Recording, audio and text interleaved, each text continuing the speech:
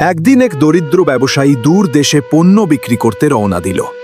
যাত্রার আগে সে আল্লাহর দরবারে দোয়া করল, পথে কিছু পেলে তার অর্ধেক আল্লাহ রাস্তায় সাদকা করবে। পথে যেতে যেতে সে রাস্তার ধারে একটি থলে পেল।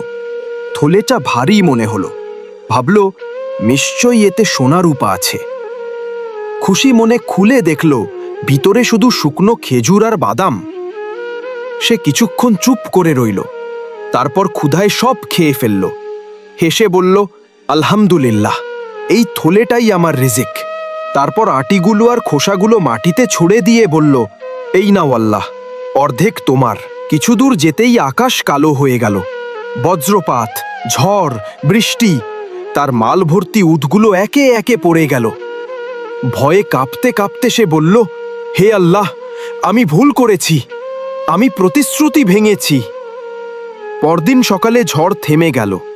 সলই দেখল তার থলেটি শুকনো বালুর নিচে অক্ষত পড়ে আছে। ভেতরে সত্যিকারের সোনার মুদ্রা। সে কেঁদে ফেলল।